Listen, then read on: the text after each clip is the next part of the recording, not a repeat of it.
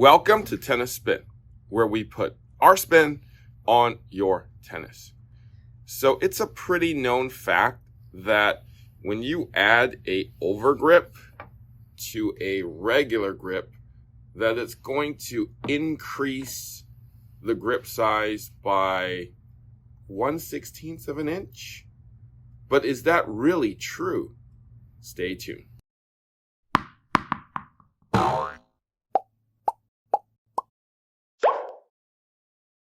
All right, good morning to everybody out there. Morning Cup of Joe sponsor of the day is Artemiamole says. So Artemiamole says, thanks a lot for what you're doing. Just a small question. What's the difference between Rafa strings, the RPM blast, and maybe RPM power? Well, basically, RPM power gives you a little more power. It's a little more softer and springier. Rafa strings tend to be a little on the firmer side. So, firmer, more spin. Power, a little softer and a little more sling for more power. So, usually the packages are going to tell you what the string's going to give you. And in that case, it'll give you more power. All right. Thanks for the question. Thanks for the coffee. If you want to be my coffee sponsor of the day, network is buymeacoffee.com/tennis spin. Thank you in advance. And thank you for keeping the dark roast piping hot coffee train rolling. All right. So question about the grip. So here, I'm going to tell you the question and why this came up. So this question came from, okay, here we go. Came from Christine. Okay. Christine writes, really enjoy your channel. Keep up the good work. Could you help me clarify this? On your channel and other sites, you all seem to estimate that adding an overgrip increases a grip size by approximately 1/16 of an inch. I think it's more like 1/4 of an inch, and here's why.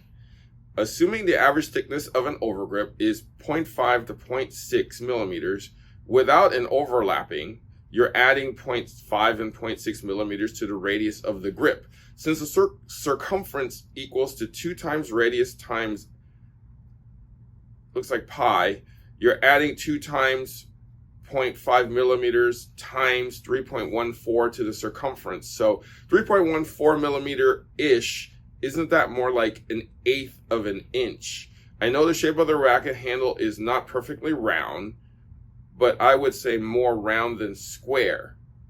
What's wrong with this assumption? Thanks, Christine. Okay, Christine.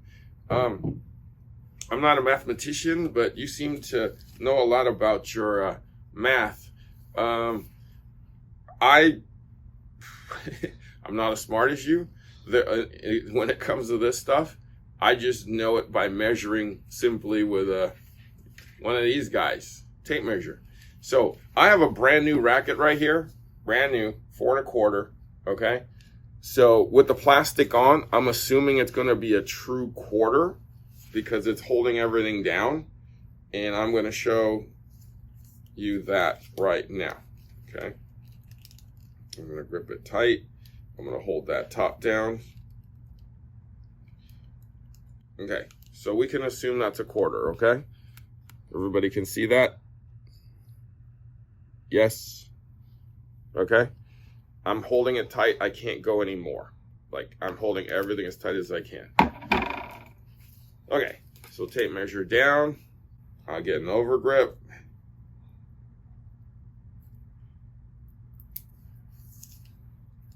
Yeah, I was never great in, I was great in kind of math, but when it comes to those kind of pies and all that stuff, I just know like apple pie. Right? My favorite is lemon lemon meringue pie.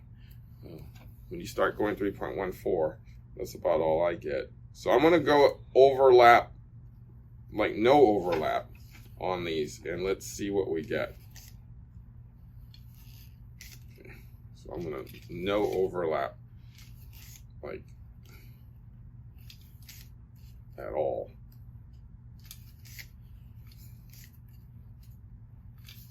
And an overlap will be a little more, obviously, but just a little.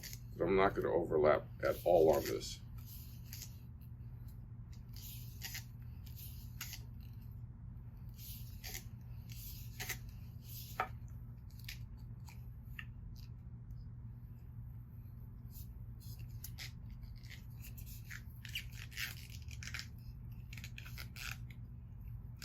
I'm just going to tape the top like this so that I won't take too much more of the time, because I want to reuse this grip. So I'll just tape it like that. Okay. So that is almost no overlap. Like I'm 0 on top of it. Okay. So we can assume that. Take my tape measure. Do the same thing. Right in the middle. Hold it there. And I'll hold it there. Bring it around.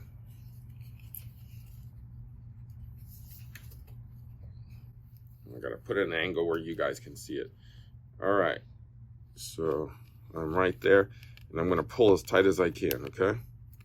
So we got 4.5 is right there, 4.25 is right there, okay? You guys can see that? So where are we at here? Let me see if I can get a pen for you. So 4 is here. This is a half. The midway point is a quarter, which is there. So it's 3/8 is right there where it's at. And I'm pulling it as tight as I can. Okay? So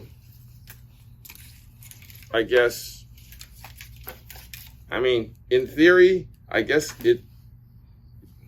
there's some kind of math thing off with the thing, Christine, because yeah, I'm not quite sure. Like I said, I'm not a mathematician, but this is how we go by. We just take a tape measure, put an overgrip on, and just measure.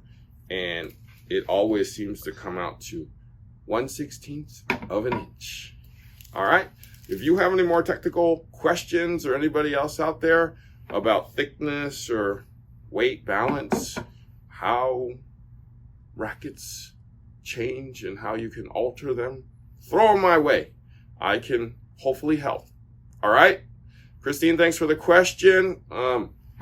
Maybe you could email me back and see if there might be like a number or so off, or something that we didn't, that you didn't, include in there. Okay? Guys, thank you for watching Tennis Spin, where we put our spin on your tennis. Most people, they quit tennis because it's hard to find somebody to play with, right? I just feel so lucky to have my buddy Coach Rob, that we have so much in common. We're both kind of follically impaired, and ain't that right, Coach Rob? Us follically challenged friends have to hit together. Yes. So I have Coach Rob. If you guys need a friend and you're follically impaired, or are a bearded one and looking for your bearded mate, right? Check out Player Court. They have people that look like you, play like you, maybe act like you.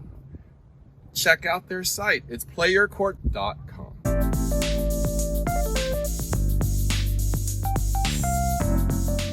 Your tennis buddy can teach you how to twirl. You'll get it someday. Hopefully better than that. We'll have to keep practicing here.